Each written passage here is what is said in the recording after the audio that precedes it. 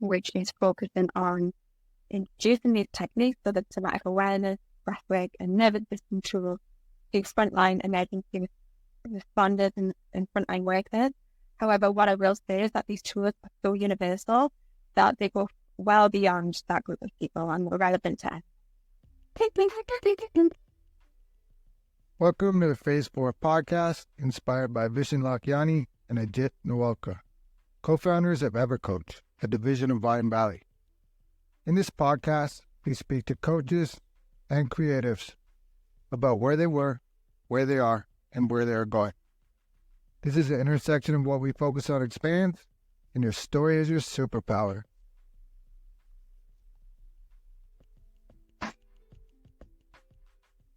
Today we got a special guest. Always altruistic Abbie is a former police officer turned coach who supports high-performing emergency responders to heal, reconnect, and elevate.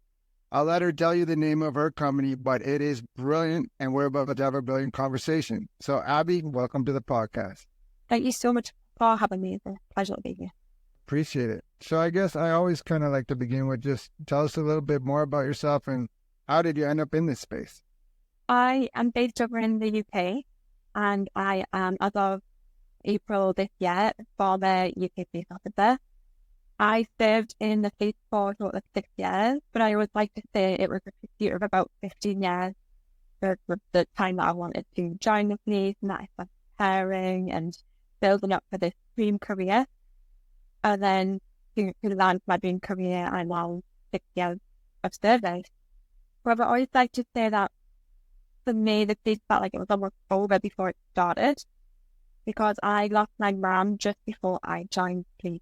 So when I started my dream job, I was also having like a really big bereavement in my life and going through that transition. And very quickly I learned that in the police force that I worked for, there wasn't going to be a lot of space for emotions, for grieving. And I know I just needed to really get my head down and get on so that I could get through my training. And it's a double-edged sword because I was obviously in my dream career that I'd worked hard for. But at the same time, it was just painted with a lot of sadness. So what I found was that in suppressing my emotions and suppressing the grief in order to push through and get through and do well in my police career, that started coming out another way.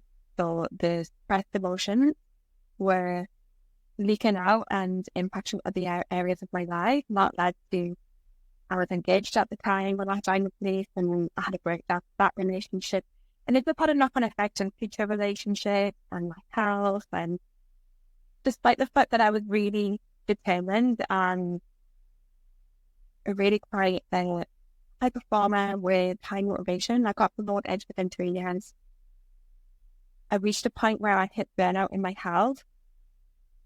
And when that happened, all the emotions, all the grief and everything that I've been suppressing and running from and trying to move away from, come up for air at the same time as I was physically unwell.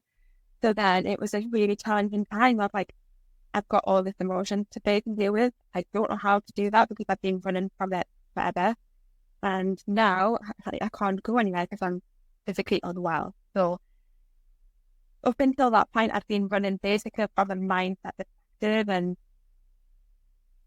always focusing on the future, focusing on goals and like the next thing and just hustle culture, the kind of checking boxes kind of mentality. And it became clear to me that that wasn't going to work anymore. But I also didn't know a different way. I didn't know a different approach. Like that was all I know. And that kind of set me on a new path. I found breathwork first, which was by complete accident. So in my new bid to look after my health and get better, I was doing things to look after myself. I've always done meditation and yoga, and I've always been into personal development. So when I clicked on this class and I thought it was a meditation class, and it ended up being a breathwork class, and I had this crazy emotional release, and I couldn't explain it because I was like, I didn't sit in a room, I didn't talk to anyone about my feelings or try and piece my life together using logic or reasoning. So what the hell just happened? And like, I was so curious. So I decided to start doing my own research. I was like, surely I am making this up here. Like, this can't be real. And then I was like, absolutely blown away by what I found when I started to research the work of somatics, which is just basically using the body-based healing technique. And that took me down a completely new path. So then I ended up working with my own coach who taught me, the system regulation work, and then using for the somatic healing techniques and breath work. And I had this really profound healing journey, healing transformation that completely changed who I was as a person. It elevated my health, and it just didn't stop giving. Like, I continued to grow and grow and grow and grow. So not only did I get healing from the past, and I started to learn how to optimize my own energy and become really aware of how I was running my body and running my mind and my life was actually creating a lot of the problems that I was facing. But then it started to push me up towards growth and transformation. Like, it just doesn't stop. So it was like a level 1, a level 2, level 3, and it still continued to support me. And what I thought was that being in the place still at that time, my colleagues, I was like, they could really use knowing about this stuff. Like, nobody's talking about this. I had this huge transformation and I didn't want to keep it to myself. And I was like, my colleagues really need this. So that got me started on creating a business, which is called Healing Through Heart. And that is referencing the fact that the blue light services, so the emergency services are known as the blue light services in the UK, and I'm sure, think other places. But I also found that I had to make a decision with that, because when I was in the place, it was very difficult as a police officer to want to make change from the inside out and to share these children's skills. Like, my job was to go and be a police officer, not to come and say, oh, everyone, let's start doing breath work, and like, I've got some medicine and regulation tools, especially because that isn't the way that we were taught in the police. It's not the support or the well-being approach that we take in the police at present. And so within that resistance, I had to make a decision, and I felt so strongly about what I'm doing. I decided that I was going to leave my one-stream career and to go out on my own and to run my business, which is focusing on introducing these techniques, so that somatic awareness, breathwork, and nervous system tools to frontline emergency responders and frontline workers. However, what I will say is that these tools are so universal that they go well beyond that group of people and are relevant to us. Yeah, that's awesome. There's a lot in there, so we'll unpack some of it. But at the beginning, you said, like, you're not allowed to feel at the police department, right? You have to more. And so I wondered what your thoughts are. Do you think it's because it's like a male-dominated hierarchy, or because, like, we need to focus on bad things, we don't have time to feel? I think there's a few reasons for that. Interestingly, I found my experience in the police that my male colleagues were a lot more emotionally open than females. They were a lot more open about their emotions and how they were feeling, and I could have deeper emotional conversations with my male colleagues than females. So that was my personal experience. I think because in the police, it's a very stressful job, like we're running from one thing to the next, to the next, to the next. What I perceived today is that causes a disconnection from the self.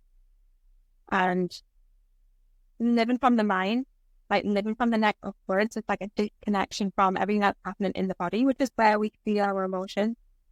And I think therefore that has created a culture where we are all living in that stress state, where we have that disconnection from ourselves and our own emotions. And if we have that disconnection from ourselves, we can't hold other people in their own emotions. It reminds us of our own disconnection.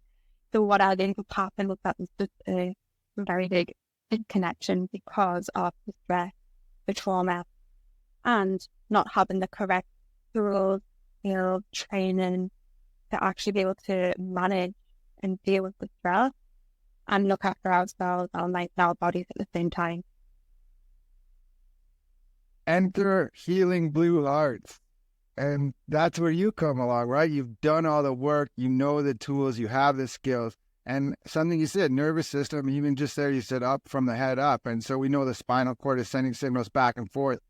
And if your nervous system is out of whack, like you're in, not you personally, anybody, it happened to me too.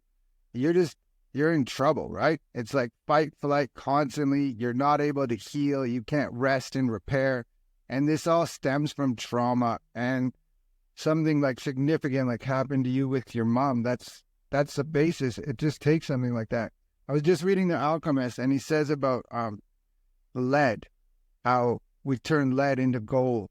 But there's a time where you need the lead. But eventually it comes a time when you don't need the lead, and that's when you can turn it into gold. And he goes on to say that when you do turn it into gold, it's not just you that's turning into gold. Everyone around you gets to become better. And so that sounds like what you're doing. But can you tell us a little bit more about Healing Blue Hearts? And is it one-on-one groups? Is it only police? Is there, I think, paramedics as well? But yeah, so when I initially started, it was just me wanting to focus on the police. However, as I've been speaking to other people in different emergency service departments, so those in the NHS, which is our healthcare, ambulance service, fire service, but anyone really in a service provision, and like I said before, and beyond, so people outside of forces can totally relate, because when we talk of the nervous system, that is the universal language of humanity. That is how we all communicate. So regardless of the language we speak, we can walk into a room and feel the energy that the nervous system. Therefore, it's that universal language. So whilst I've taken my business to focus on this area, it can relate to anyone. I started by doing one-to-one coaching and taking my clients, as you said at the start, through that transformation, the three pillars, the healing stage, reconnection stage, and the elevation stage. And that's when I really picked up my own healing journey and how that was structured. The first part is we need to go back and heal what's unresolved within us. We need to heal the past so that we can clear the path for the future. Because those things that we carry with us will continue to impact our lives, so we can heal and open up to the healing journey. Then we move into that reconnection stage, and I've been talking about that disconnection. I've mentioned that quite a lot. And so let's use then tools like the nervous system and somatic awareness to link the mind back to the body so they can begin working together again. And in doing so, we create that relationship with ourselves so that we can then relate to other people and have a relationship and the love and the connection and the intimacy that we actually desire from other people. And when we put all those parts back together, so we've got that healing from the past, we've reconnected back to ourselves, and we've got that relationship in our lives with ourselves and other people, that's where we really start to get the most out of our growth and transformation and create long-lasting change. Because we've laid the foundations with the mixture that we have been working through in the healing stage and the reconnection stage. But that's my one-to-one program. And as I say, it focuses a lot on the nervous system regulation, where I work a lot with attachment, which is the relational system or relational being. And then there's the somatic awareness, reconnecting with the body. And now I'm trying to be a breathwork practitioner, so bringing that into my coaching to support my clients.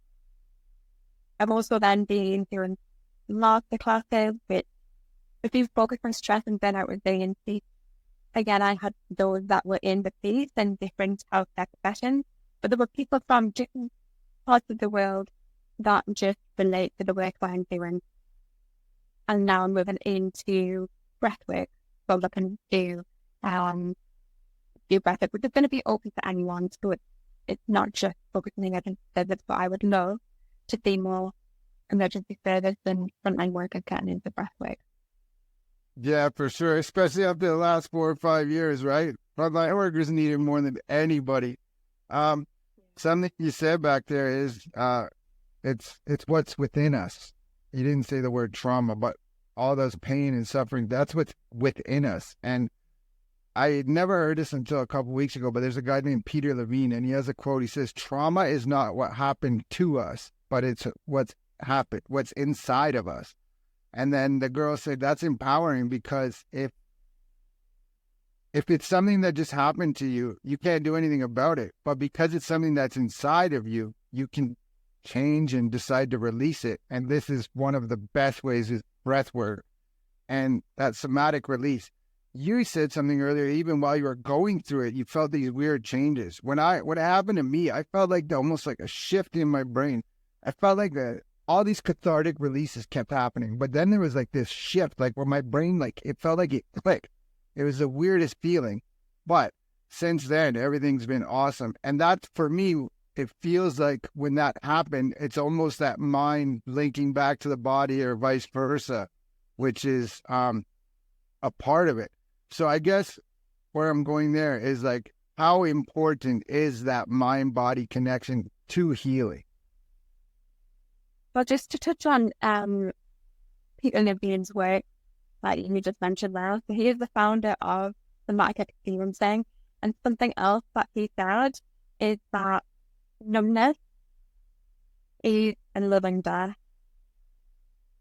So when we think about being disconnected from our emotions, some people think that not feeling emotions is resilience and not strength. But actually what happens when we suppress our emotions is that they become repressed and suppressed, and that leads to depression and then numbness. And when you are numb, you are living a living death. And that's how I felt in those few years, in the place where I disconnected, suppressed my emotions. I was going about my day, but I had no feelings anymore. And there was a point where I thought, I will never be in a relationship again because I don't know how to love anymore. I don't feel love anymore.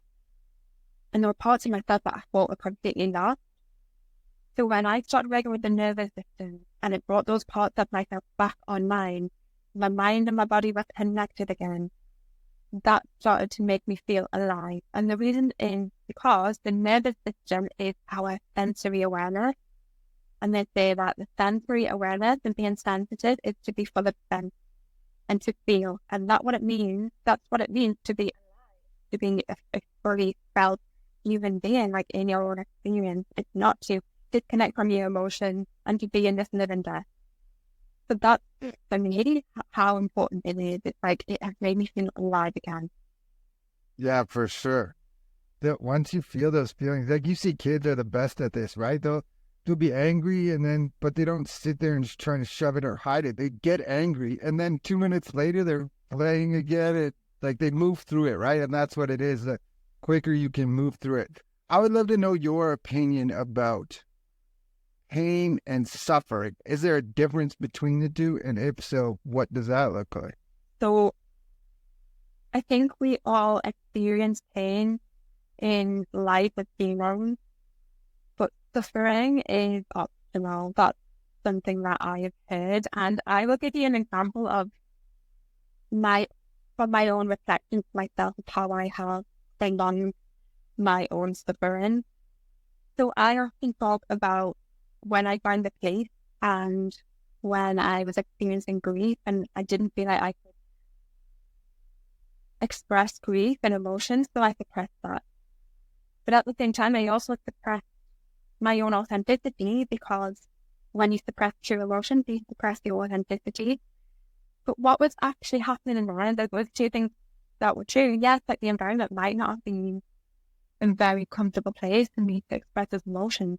But what I was also doing was looking outside of me and looking for permission to feel and to be myself.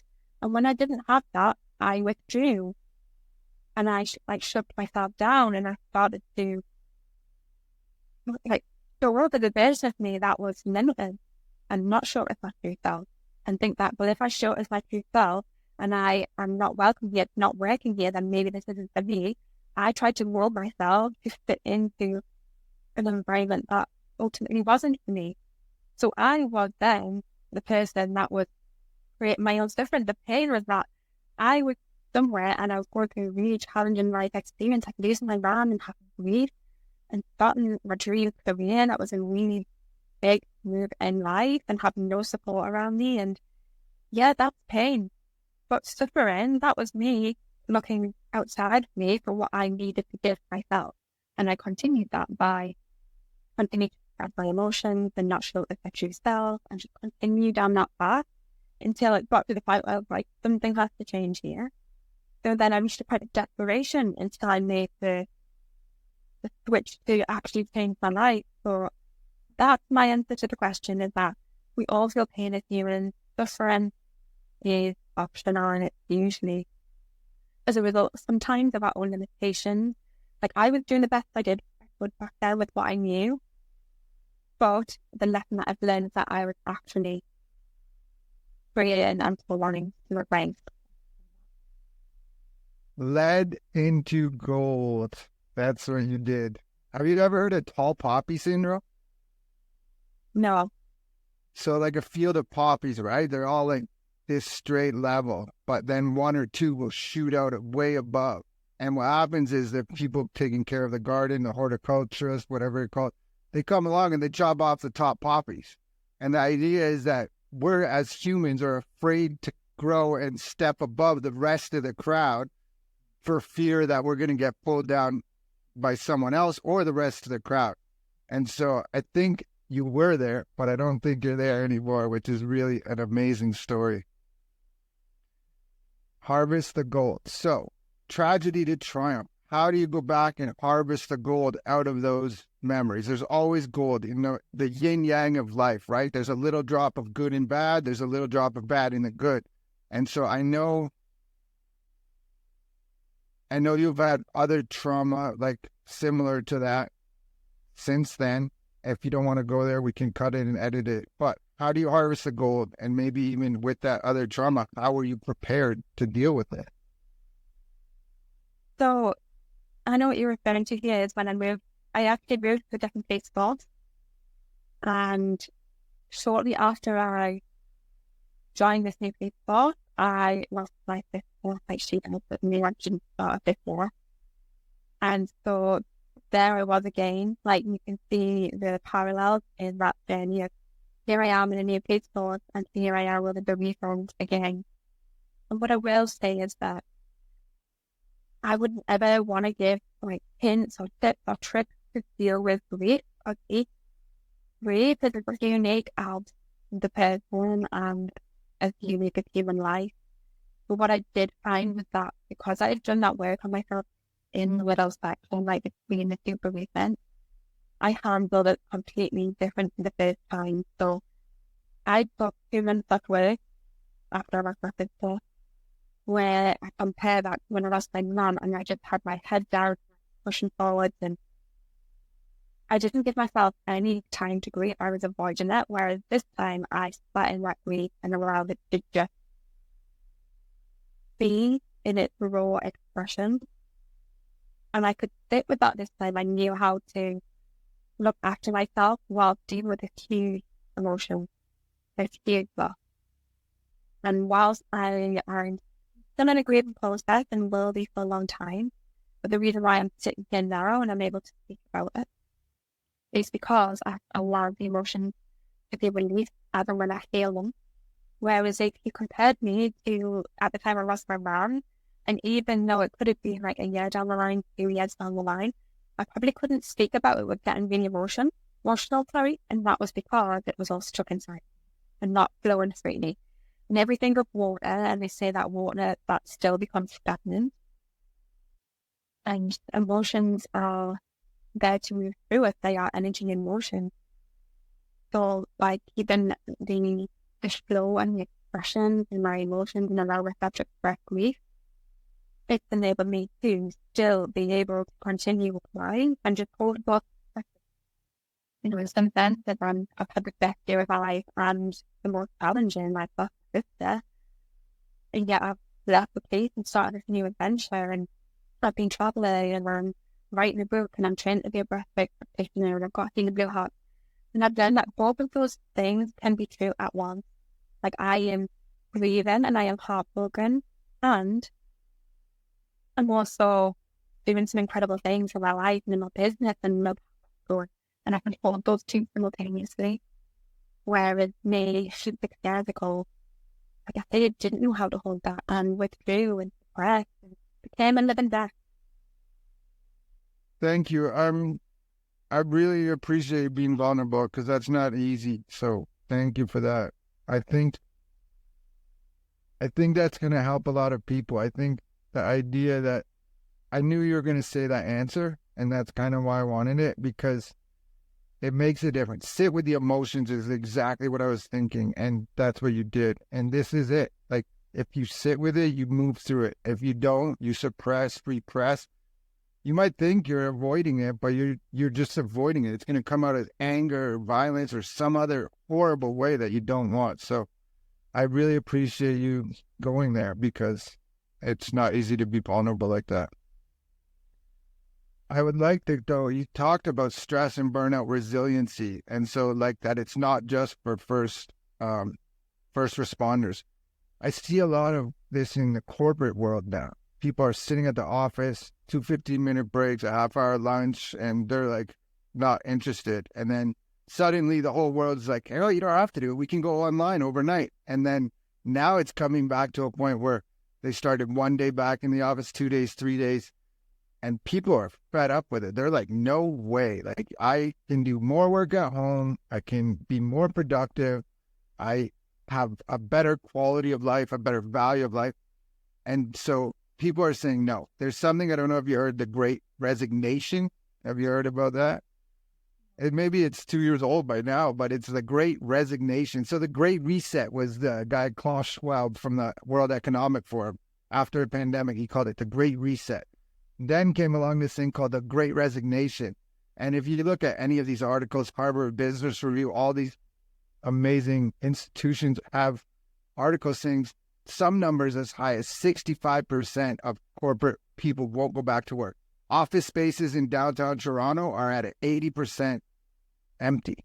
And so there's a big thing. It's not just like one or two people talking about it, not just coaches, but these people are burnt out. And so that's where you come along with stress and burnout resiliency. And so you did touch on it a little bit, but maybe could you expand on it, and who's it for?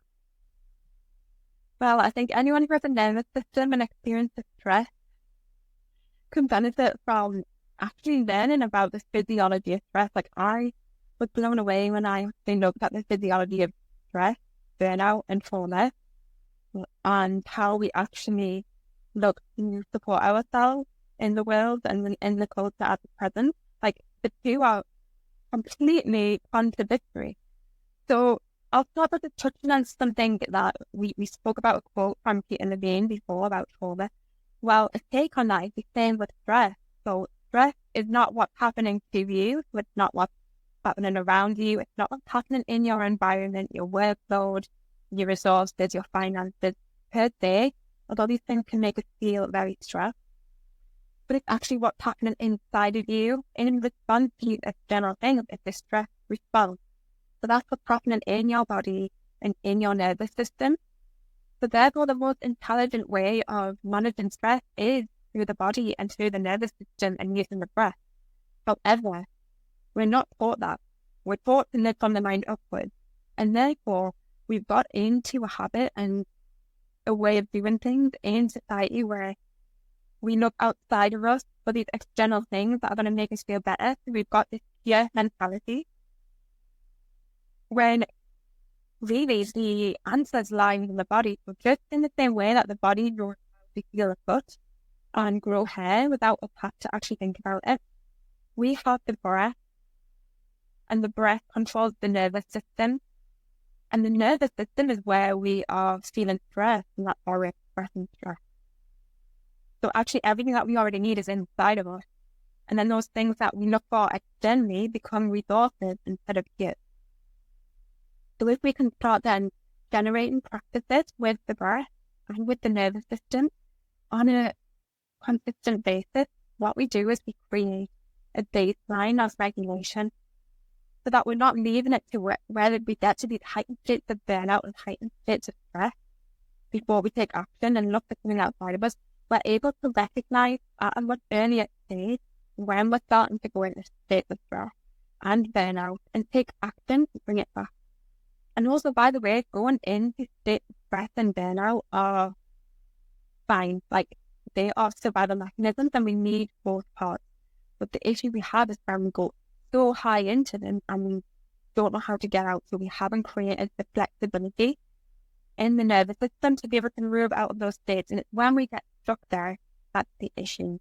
And when we're living at these heightened states of stress and heightened states of burnout, the body has a natural mechanism to flip us between both sides of the nervous system. So when we're in high levels of stress and anxiety and hyperarousal, we do need to rest at some point. But if we don't know how to get ourselves out from that point and take ourselves from a stress state to a relaxed state, the body forces us. But what will happen is we're so high, it'll force us straight into burnout. So many of us are living in this stress burnout cycle. Because what happens if we're in burnout, we get kind of exhausted. What happens when we're exhausted? Our energy drops and we tend to do less. Then that starts to make us feel anxious. Because we're like, shouldn't I be doing X, Y, and Z? Like all these things I haven't done. So then we're like going straight back up into the scales are tipped and we're then straight back up or in a hyperarousal where we're like bloody for these stress hormones. And then we keep ourselves until we run out of energy and then we're back in that cycle. Yeah. It's a spectrum, and it's a continually moving spectrum, right? It's like you said, homeostasis is a word. You can go into stress, but if you don't get that rest and repair, then if you just stay in stress all the time, you're in big trouble. And so maybe what are some of the tools that you use to help people flip the switch? Well, just as an add-on to that, so we know that stress is the number one killer. But it's also, when you think about it, the number one cause of growth. Like if we think about our biggest achievement in life, it's usually something that has caused us to go into states of stress and like have that stretch. And when we get over the other side, we're like, oh my God, that was amazing. Because we've had that evolution growth and we have grown from the stress. So it's actually, what is it that takes the switch from something being harmful and something actually causing growth? And it's because when we achieve something like that, stress and the pressure ends. But when we have our daily life and we run our daily life and our mind and our bodies in a way that we aren't allowing that stress to come to an end and we're not giving ourselves that appropriate like break and rest period and time to digest, then what's happening is that we're getting into that, back into that cycle of like, we're always in stress and then when we need to like be in burnout. So it's learning to take the body from a stress state into a relaxed state. And that is so difficult to do where we try and tackle the biggest, most stressful thing in our lives or the thing that's pushed us into burnout. What we actually need to do is start small. So that something in our life that was actually just a little bit stressful, and we learn how to actually bring ourselves back into a relaxed state with that. You start to actually form neural pathways, and then you go to something that's a little bit more stressful, and then you learn how to bring yourself back down and back into a relaxed state. And then what you're doing is you're really creating that ability to move between the states. Whereas if we then try and deal with our more stressful, most anxious, or the biggest things in our life first, like I said, we haven't created that flexibility, so we get stuck there straight away. And then that creates panic and like, oh, I can't do this. Like nothing's working, nothing's helping. But also, the way that people breathe is a really good way to just start helping our nervous system relax. So if you think a lot of us are chest breathers, so that shallow inhale and exhale, that actually mirrors, like if we were running from a stressor. So if you think of fight or flight, that it's the same way that most people are actually breathing. What that does, it just keeps enough like pressure on the gas to just keep us in the activated side of our nervous system, like this where the stress is. So essentially like keeping the lights on your car on overnight and then finding the battery in the morning dead. When actually, but because we've lost access to be able to breathe into the diaphragm, when we breathe into the diaphragm, that actually sends a signal to the body like, oh, we're safe now.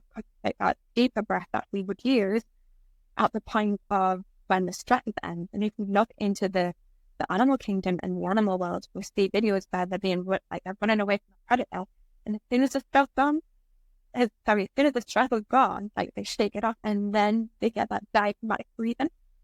So if anyone hasn't seen it, go and look up some videos. It's so interesting. So quick tip that people can use to start actually helping their body switch into that relaxed state of the nervous system. So place a hand on the diaphragm, breathe into that diaphragm, and then elongate the exhale and take a few breaths like that. And that is like switching your body from a stress state to a relaxed state. And then if you do this repeatedly, you will automatically start building up the neurons, like the neural capacity, that it'll start to become automatic. And then what you will find is that when your body recognizes I'm in a state of stress, you will be made aware not by the fact that you feel stressed, but because your body's automatically doing the diaphragmatic breathing for you. So it's a little bit of conscious effort at first, but the body is so clever and intelligent as is the mind and the nervous system and the breath, and it'll start to just, it's like firing and rewiring new patterns essentially. Fire and rewire. I think another tip that will help with that, and you said it kind of, is that when you breathe in, breathe out a little longer, 1 second more, and it does the same thing. It sends a signal. And then another thing, if it's too much and there's too many science involved, and you just try to take the least amount of deep breaths in 1 minute as possible, and that will just automatically do it. What we focus on, just on that as well, coherent breathing. So if you could breathe in for the same amount of, so 5 seconds in, 5 seconds out is like an optimal breathing rate. And if you just sit and count for 5 in and 5 out, for 5 in, 5 out, you'll find that you will naturally just set into a more relaxed rhythm. It's the optimal breathing rate, and it's like a balance between your carbon dioxide and your oxygen levels. Brilliant. And all of this is what we focus on expands. So your story is definitely a superpower. And as we begin to wind down, if this episode resonates with you, please like, subscribe, share, follow, but no hard sell. Follow us on YouTube and Spotify. These things help get the message out there. They help promote everybody. And that's what we're trying to do. And I always ask everybody this. This is the Phase 4 podcast, and Phase 4 in the 6-phase meditation by Vishen Lakhiani is all about creating your future 3 years out. So where is Abbie 3 years from today? So I am currently writing a book, and so within those 3 years, that book is going to be published. And my idea around this is that it's really easy access for anyone to really get to learn about these tools on a personal level, like with the stories. It's not just someone, giving you another program or another thing to join or another thing to do. I think there's that story of my peace and journey and my healing journey and how these tools have helped me. And in releasing this book, I would love if those joining the emergency had access to something like this. So there's that, the book side of things, and then for me it would be the breath work. I would really love to be able to start getting that into the front line. And also, like, I would love to be in a position in 3 years where I am working directly with these forces, emergency services, and going in and taking these skills first. So I would love for new recruits to come in and have an input from me around these skills and experiences, so that their peace and journey or that journey in the ambulance service or any other service capacity, like, they're already equipped, like they've got the armor. Actually, big city is brilliant. Amazing. Do you have a working title for your book? I do. So it's called The Courage to Go First. Very, very cool. I guess before I ask my final question, I always kind of let the guests take it wherever they want. So if you have a message of hope, inspiration, if you have something to sell it. Just something we don't know, share whatever you want. Okay, so I think on this, and we'll talk a little into authenticity, because I think that resonates a lot with the message that you talk about your story being your superpower. And something that we tend to think is that love is the highest, like, vibrational emotion, but it's actually authenticity. And that's why we're so drawn to people and admire people who are just being themselves. Like, there's something really special about that, and it's because it's the highest frequency of emotion and vibration. But also, to be fully authentic is almost going against our like inherent need to belong in some senses, because being authentic to us sometimes means to stand out and be separate, and we have like an inherent need within us to belong. Like if we think about children, like they need that attachment relationship. And we've seen that horrible study where they cared for babies, that awful study, they cared for babies, but they didn't give them any love and support, and those babies died. And therefore, a lot of us when we're growing up, like the need to belong will always win over authenticity, because we have to choose between one in so many different life circumstances. So we can see how that need to belong will always win. Authenticity is lost. And a lot of us grow up not really knowing who we truly are. So to then reclaim that as adults, and to get to that point where we're like, I'm going to do something, but it makes us feel, there's going to be a separation. Like I'm going to be standing out, which can also be a threat to our survival system, and that, well, I'm not going to belong anymore. And that can hold us back so much. But what I will say is that there is no better belonging than when you are fully accepted and loved for who you truly are. So to keep going, if that is your own journey, and know that it's hard, because you are going against that inherent biological need to belong. And then to just know that that need to belong is almost like an attachment bond as opposed to true love. Because if you constantly be yourself somewhere and you don't want to step out and be yourself because you feel like you might lose someone, that's an attachment bond, like that isn't actual belonging. And then just to finish, like with a bit of a story around this, when I first started my coaching journey, I was faith and putting myself out there and talking about things that just weren't spoken about in the space was really challenging. And I had to go on a real journey with myself to get over the fear of speaking out and being separate and being different. And with my own coach, he made me make a list of the people's opinions that I was worried about. And there was only 2 people on that list. But I still continue to take action anyway. And what happened was one of those people on the list actually reached out to me to say, I love what you've been doing. Like, it helped me so much. Like, I've made these changes in my life because of what you've been putting out there. And I just laughed at myself and how self-indulgent I've been, and think that I've been putting these perceptions on people. And it's a little bit by that whole story, really, where it said, I'm not who I think I am. I'm not who you think I am. I am what I think that you think I am. So basically, perception of a perception. And that is a classic example of me looking at myself from the eyes of somebody else and thinking I knew what they were thinking, and it was the complete opposite. So that really helped me be more authentic. You don't actually truly know what people are thinking of you and how much like impact that you are having.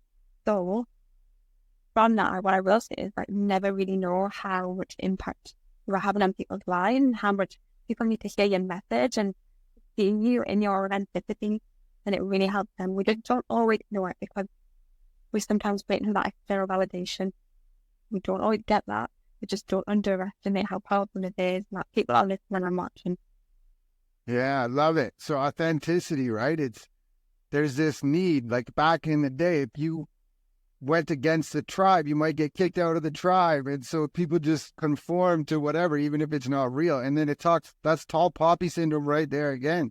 But that quote, that Cooley quote, he's a sociologist. We got to repeat it because it's so good. I'm not who I think I am. I'm not who you think I am. I am who I think you think I am. And if you're like, what? Just think about when you go around your family at Christmas time or whatever, and you just turn into someone, maybe, hopefully not everyone. I still do it sometimes. We take on these dynamics. You're the little brother, you're the big sister, whatever it is. But you go into your own box. You put yourself into that box. And so that's what that quote's all about. You're conforming to the tribe just because you're not being totally authentic. I think that's right. Is that right? Yeah. All right. It's that the quote just really referred to we're seeing ourselves almost from an outside perspective, like we use other people as a reflection of ourselves. And really, when we are able to really peel back the layers and look within, and we'll start to realize who we truly are and then show up as that, that's when we start living in true. But with that, something really magical happens, that life organizes around you. Like I say, authenticity is like the highest vibrational emotion. So when you're in authentic energy, your life starts to reflect that. And you start to attract the people around you who see you and hold you in your own power and your own authenticity and your own truth. So then you get to be more of who you already are and grow and expand from that. Yeah, well, we focus on expands, and your story is your superpower all wrapped up in there. And I'll give you a final quote before I ask my final question. Until one is committed, there is hesitancy, the chance to draw back. Concerning all acts of initiative and creation, there is one elementary truth, the ignorance of which kills countless ideas and splendid plans. That the moment one definitely commits oneself, then providence moves too. And that's from explorer named W.H. Murray. But that's kind of where you just sit, right? Once you step into it, then the world kind of organizes itself. You start to meet the right people. The right people come at the right time and do the right thing. So my final question is, how can people reach you?